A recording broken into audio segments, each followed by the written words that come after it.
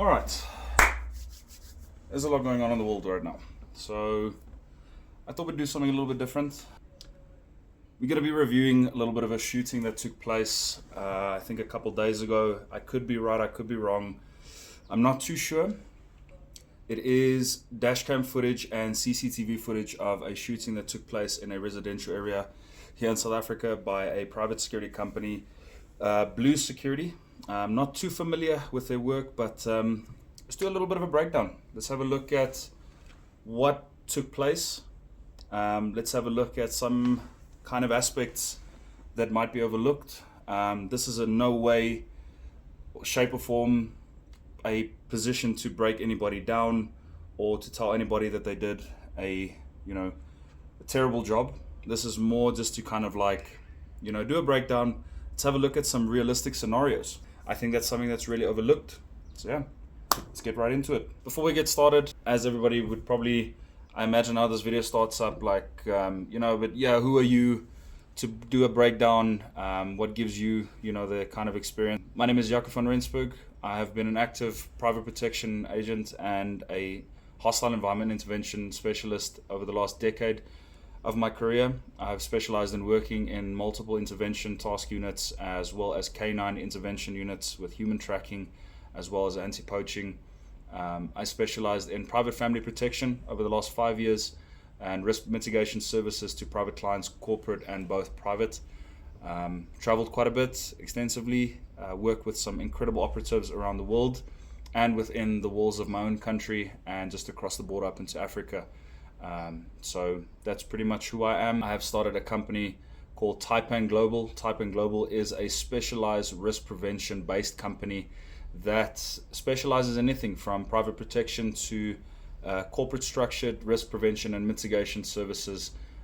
If you guys are interested, we are going to be doing a little bit more content like this on a realistic note, having a look at what's going on in the world, a couple shooting breakdowns, and we'll keep it fun, we'll keep it light, and let's share some knowledge and see how we can educate each other. You can never ever stop learning.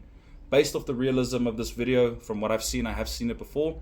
Did a quick view on it. It's very short, it's very quick, there's a lot of information to unpack. So let's get right into it. All right, so as I mentioned, I don't really know much about the background, when the shooting took place, where it took place, but if you guys have additional information, just pop it down in the comments. If you guys know anything, let's try and educate each other. Let's have a look at this video.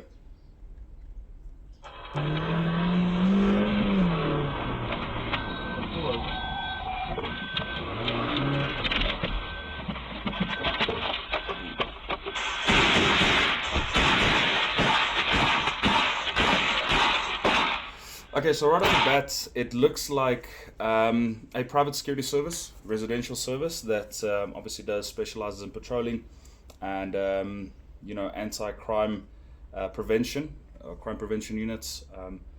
I can see that this gentleman is currently responding to what I can imagine would be a bolo, which would be on the lookout for a specific vehicle that could have been involved in said house robberies. I'm just making assumptions here, but it could be anything, based off, what these guys face every day. A lot of these guys really rely on their sixth sense and to follow their, I guess, their gut feeling when it comes to kind of, pulling vehicles over and that kind of stuff. It really has to be spot on. Your information and your intel has to be spot on when you are getting in front of a vehicle like that. Based off the first impression, so this gentleman is responding to a vehicle that he has spotted. You can see he is firmly confident in that is the vehicle that has been put out to look for. His first initial instinct is to make himself visible. He's going to pull up on the right hand side of the said vehicle, identify the person or persons inside the vehicle, which is already quite a gutsy move, but nonetheless he wanted to make himself visible and let them know, hey, I see you guys, I know you guys are up to no good, let's have a word. A lot of the regulations based off the security industry, especially the private security industry, really, I think, restricts us to, in the past, what I experienced, to really pulling vehicles over and really, kind of involving and interacting with the drivers. as a lot of the companies just do, observation based and relay information, which would be suspected activity would be, kind of relayed to SAPS or South African Police Service. And then you kind of wait, but I think we all know how that kind of goes when you put yourself out there and wait for assistance. So a lot of security companies have taken their, their own risk mitigation into their own hands and said, you know what, hey, if you guys aren't going to do the work, we'll do it for you. So yeah, this gentleman pulls up alongside the vehicle, identifies himself. You can see him visibly telling the driver to pull over, which is, quite gutsy. He's alone. He's responding alone. Some backup definitely would have been ideal. So let's see how the rest of this unveils. Pulls up on the right hand side, puts himself right in front. First shot goes over his head. Yeah. They're still firing. Secondary vehicle. Alright, so a lot to unpack that happened within, kind of a few seconds. 3 things happened that I saw was based off protocol, which was identify, interact, and then obviously deal with whatever may follow next. So when he put himself in front of the vehicle, kind of put himself in a position where he made himself known and said, hey, I'm going to stop you now. You are going to listen to me. And made real quick work of getting out of his vehicle. You cannot operate from inside a vehicle. A lot of guys that have done the training will know that a car's a coffin.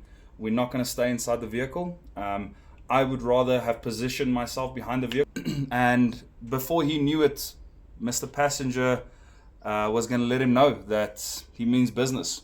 Luckily for this gentleman, he was out. He was ready to go to work. Went straight for his firearm, assessed the situation first. I like that he kept himself behind his vehicle. I definitely, out of personal perspective, I would have put my vehicle behind them. That would have given me a lot more room to operate, because now the position that you've put yourself in is you're firing back towards whatever is behind you. The people behind you do not know that you are about to put a hard stop on a vehicle and that things can unveil this quickly in a residential area. It is a very fine street. It is going to be a lot of minimal room to operate. So yeah, makes work of it. First round goes right over his head, as you saw, and a couple rounds make contact with the vehicle. Minimizes his size, makes himself disappear for a second, pops right back out over the hood and says, I'm here to work. Goes straight to work. Mr. Passenger decides, he's not going to be a part of this. He's rather going to get back inside. But as we can see, the vehicle backs up. Rounds are still coming through the windscreen. The guys are making sure that they see him as a threat. They're going to stop him in his tracks. Especially what happens to him now, he's in a position where he's pushing that vehicle back in towards the residential area. Instead of it going forward and passing and running out, he's going to go back. He's going to make U-turns. All those rounds that are being sent are going towards those innocent people behind us. Regardless, I think it's perfectly fine to be very realistic in this scenario, because these kind of scenarios, for the people that have experienced it, is a very misty and very foggy memory when you think back at a shooting. The second the first round goes over your head, it is going to let you know exactly who you are. I always said that if you really want to find out who somebody is, you ask them if they've ever been in a shooting, and they'll either lie to you and say that they have been and spin you a very long story, or they're either going to tell you a very short description, tell you it was single-handedly probably one of the shittest experiences that they've had in their life. Everything happens incredibly fast. Here we had about, I'd say, a good 5 seconds of exchange of fire, and there was a lot that happened. There's a lot to unpack here. And then in the secondary part of this video, we can see that after the first few rounds were exchanged, our gentleman keeps himself behind his vehicle, remains over the hood of his car. This vehicle that looks like, maybe it could be a hatchback vehicle, I'm not too sure, is reversing. While the vehicle is reversing, you have additional shots that are coming out of that windshield towards our operative or our security officer. Basically, you can see him. He's already at a very low stance here. He's at a very low aperture shoot where he's willing to put rounds right through his own vehicle, even though it means that if it's going to reach his target, that vehicle is now a moving target. So not only is he making sure that movement is kind of interpreted with his returning of fire, because movement is life. You cannot be static in an instance where you are taking rounds from, let's say, maybe one or two guys at a time. You are outnumbered, you are outgunned, you are going to have to make sure you move. I don't care where you move, as long as you are creating distance and you are returning fire and you have a spare magazine that's lined up. In this situation, I think is as real as it gets. This is not a situation where you can say, yeah, I would have done this and this, because if shit goes south this quick, I promise you that any man in this industry will tell you that, hey, this guy held his shit together, made sure that he minimized his size, and he went to work exactly the way that he was supposed to be.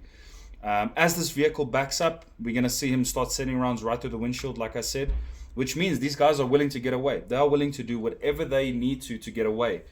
In instances like this in my past, I've seen this happen before. I've been in a situation like this before. It's not fun, because you already know if somebody's willing to really put themselves that far away from you, they have some more information. They've got more stuff inside that vehicle probably that they're willing to protect and get away with.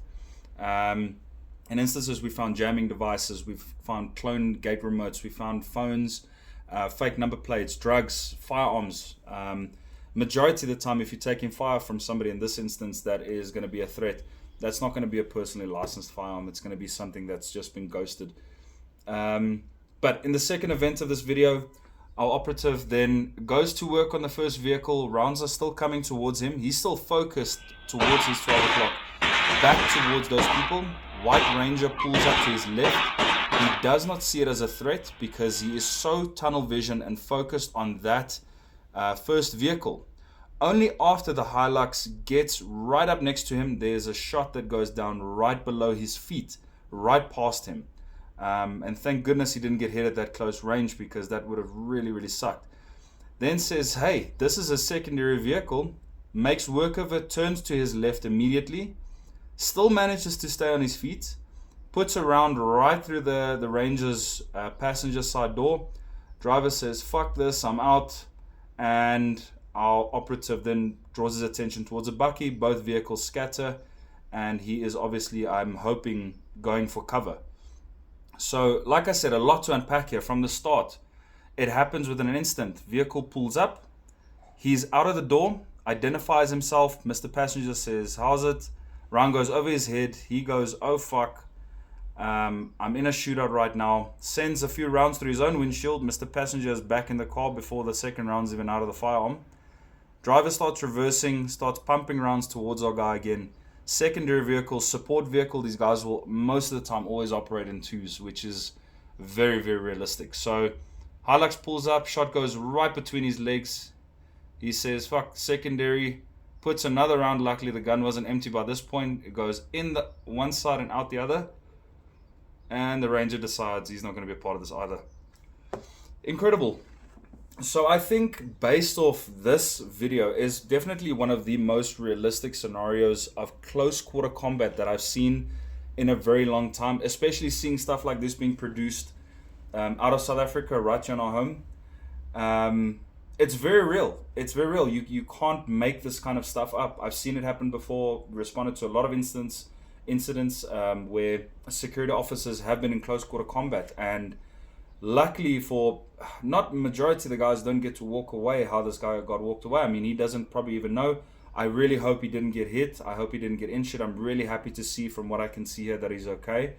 And big ups to this officer. He did an incredible job keeping his shit together. Keeping his cool. Calm is cool. Not a lot that I can say based off what could have been done differently, because it all happens in such a short time frame. It would be very unrealistic for me to say, yeah, he should have parked like this, he should have done this. There's a lot that I could say. There's a lot that a lot of people would probably say about this video, and that's your own personal perspective. If you find yourself to be a better operator than somebody like this that's been in a real scenario, and not giving the guy ups and saying, you know what, you put yourself out there, you really put up a fight, you showed these guys that you were not going to back down. Outmanned, outgunned, alone. But that's going to be a fun report to write. I'm assuming that report's going to probably be written into the next morning. But well done to the security company for employing such a great operative and having somebody reliable that is actually willing to go the distance. This is what we need in our country. This is what we need to show people, is that we're not willing to back down without a fight. You're not just going to walk over us. And this puts emphasis on why training is so incredibly important. Training for security companies like this is something that myself and a lot of my operatives and people that I'm in line with going on this venture is going to be a part of. We're going to be training residential security officers in more realistic based scenarios. But yeah, great job. I look forward to bringing you guys a little bit more of this kind of content. If I see anything interesting, if you guys want to send me something that you'd like me to break down, pop it over to me in my DMs. I'll make sure this stays in circulation on Instagram, TikTok, and on Facebook, especially on YouTube as well. YouTube's going to be our main source of content where it doesn't really get flagged, all that kind of shit. But yeah, I hope you guys enjoyed this video. And remember, stay violent, stay educated, and stay ready. We'll see you guys in the next one.